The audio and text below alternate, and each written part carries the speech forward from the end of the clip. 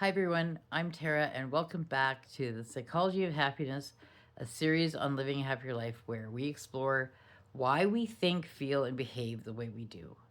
For a long time, I thought happiness was something that you found once you had the right job, the right relationship, or the right circumstances. But what I've come to realize is that so much of our happiness is shaped by the stories our mind tells us and the patterns our brain have learned over time. The good news is that patterns can change when we understand our minds a little better, we can start to retrain them and create a happier life. So today I want to talk about something called confirmation bias. It's our brain's tendency to notice, remember, and believe information that confirms what we already think is true. Why? Because our brains love certainty.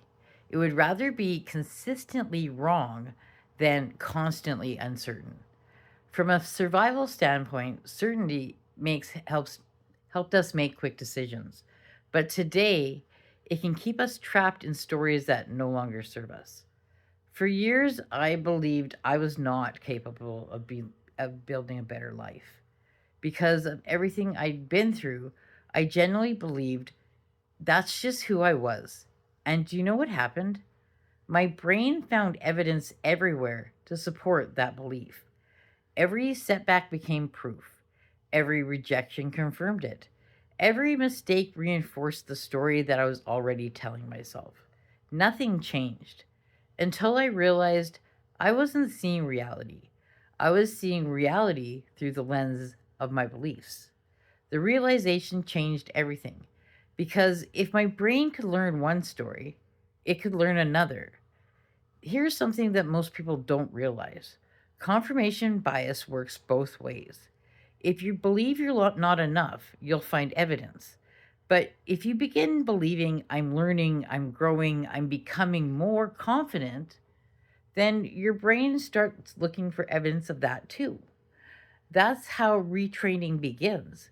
Not by pretending everything is perfect, not by forcing toxic positivity, but by becoming aware of the stories that you're telling yourself and choosing stories that help you grow instead of keeping you stuck.